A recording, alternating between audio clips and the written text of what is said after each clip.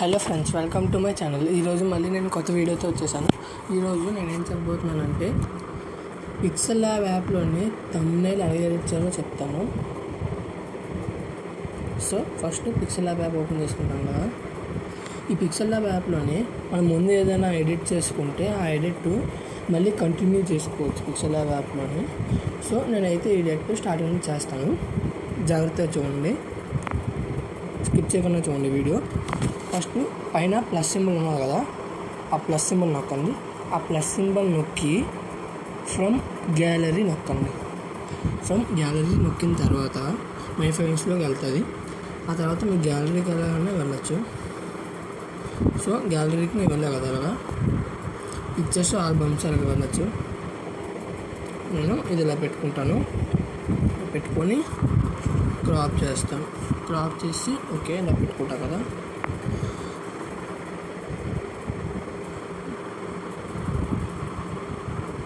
ఇలాగనే పెట్టుకోవచ్చు, మనము నచ్చిన షేప్లో పెట్టుకోవచ్చు.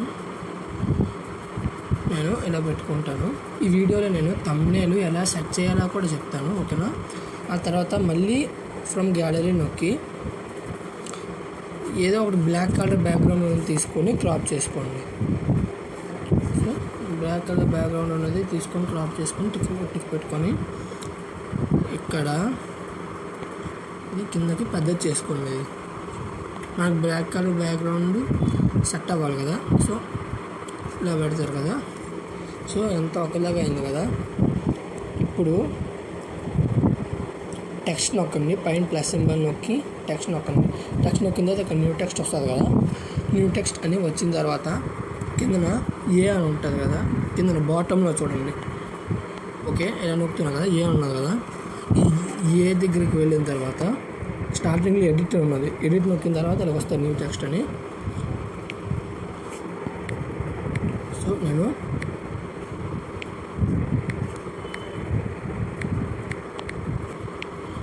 ఏదో ఒకటి నచ్చిన టైప్ చేసుకోవచ్చు.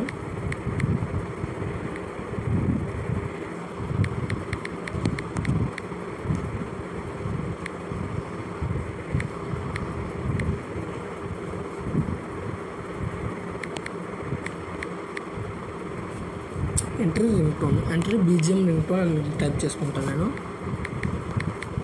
ఓకే, టైప్ చేసుకున్నాను కదా. ఇక్కడ మనకి టెక్స్ట్కి సైజ్ అనేది పెట్టుకోవచ్చు. ఇలాగా సైజ్ పెట్టుకున్నా కదా. ఒక సైజ్ నచ్చింది పెట్టుకొని మళ్ళీ అలాగ వెళ్తే ఏబి అని ఉంటుంది. ఇక్కడ ఏబి క్లిక్ చేసుకుంటే నచ్చిన స్టైల్ పెట్టుకోవచ్చు. మనము నచ్చిన స్టైల్ ఉంటుంది ఇందులోని. సో చూడండి, ఇక్కడ నచ్చిన స్టైల్ ఎంచుకోండి. నేనైతే ఈ స్టైల్ ఎంచుకుంటాను. ఓకే, ఎంచుకున్నాక నేను కలర్ యాడ్ చేసుకుంటాను దీనికి. ఇక మనం 3D టెక్స్ట్ కూడా ఉంటుంది. మనకి 3D టెక్స్ట్ కూడా ఉంటుంది. నేనైతే 3D టెక్స్ట్ పెట్టుకోవడానికి ట్రై చేస్తాను, కానీ ఈ రైటింగ్కి 3D టెక్స్ట్ అవ్వదు కాబట్టి నేను 3D టెక్స్ట్ పెట్టుకోను. సో రిఫ్లెక్షన్ కూడా సెట్ అవుద్దో లేదో చూసుకోవాలి. రిఫ్లెక్షన్ కూడా సెట్ అవ్వదు. సో నేను ఏది పెట్టుకోవాలనుకోవట్లేదు. నేను డైరెక్ట్గా కలర్కి వెళ్ళిపోతాను. కలర్కి వెళ్ళి గ్రీన్ కలర్ కానీ రెడ్ కలర్ కానీ అలా నచ్చిన కలర్ పెట్టుకోవచ్చు మనం. సో కలర్ మనం చేంజ్ చేసుకోవచ్చు.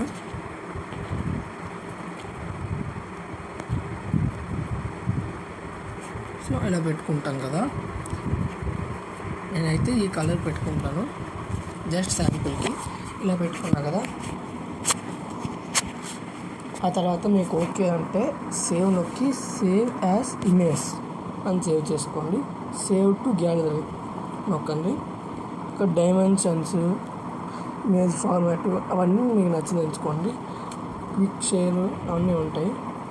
సో సేవ్ టు గ్యాలరీ నొక్కినంటే సేవ్ అయిపోద్ది. గ్యాలరీకి వెళ్ళి చూద్దాము.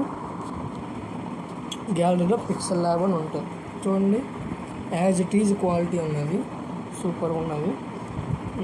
మీకు హెల్ప్ఫుల్ అయితే లైక్ చేయండి, షేర్ చేయండి, కామెంట్ చేయండి, సబ్స్క్రైబ్ చేసి బెల్ ఐకాన్ నొక్కడం మాత్రం మర్చిపోకండి. Thanks for watching.